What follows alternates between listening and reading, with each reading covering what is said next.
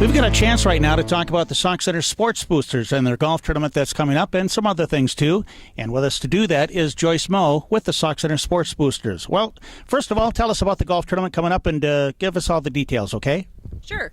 The event is on August 10th at Greystone Golf Course. It starts at 1 o'clock is tee-off, but we will have activities there leading up.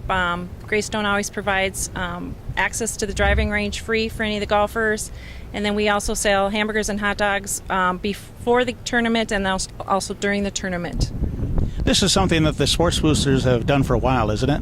Yeah, I don't know. I'm thinking we're maybe 15th annual or something along that lines. We've done 9-hole courses, and we've been at Greystone now the last several years just because we usually get about 25 to 30 teams.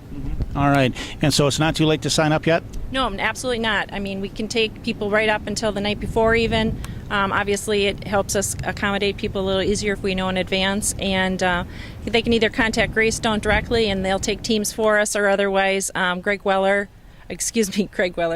Weller, and Greg Trisco and Tom Anderson can also be contacted. Okay, and we have that all on our website here, too, on Mid-Minnesota Sports. Let's talk about, too, where the proceeds go and some of the projects that you have going on right now. Absolutely. This is one of our major fundraisers throughout the year. And also we have a sports booklet that we do in the fall. And with this tournament, we use it for offsetting fee reductions for some of our multi-sport athletes. It's important for a school district our size to have 2 and 3 sport athletes, and so we use part of the funds for that. We also pay for the trainer for all of the sports, and then also we pay for some uniforms and other needs during the year. You know, too, for people to get involved in Sports Boosters, how do they do that? You know, we're always looking. It seems like there's just a smaller core group, but, you know, we do get people to help in various ways. We also do, you know, sell pizza at volleyball games and halftime at basketball, but really in the sports booklet or contact any of the board members, we're always looking to add new people in little and big ways, and even, you know, if people can help with the golf tournament and have, you know, a couple hours to commit, you know, give one of us on the board a call. Let's talk about, too, the board that's behind us here. We're right behind the baseball field, and the football field is behind us. But this is something new that's up on the shed here. Tell us all about that, okay? Certainly.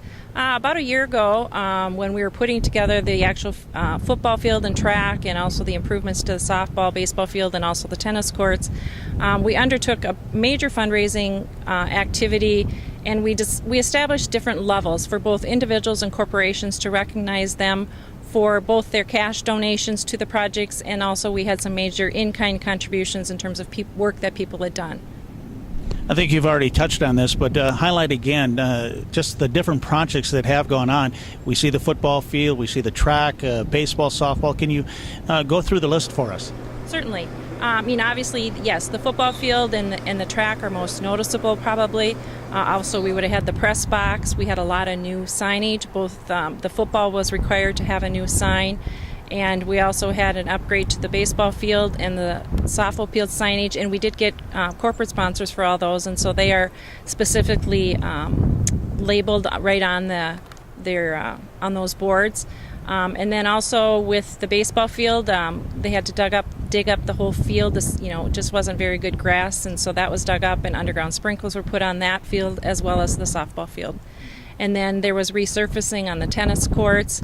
So really, we think about it as being really upgrades to all complexes, and, you know, like some of the bleachers from the football field that we weren't able to use, they are any longer. Relocated those to the baseball and softball fields just to make the accommodations at all the fields a little better. Well, I should ask, too, as a group, are the Sports Boosters for Sauk Center happy with what's going on? Absolutely. You know, we've made a lot of progress. Obviously, there's more progress to be done.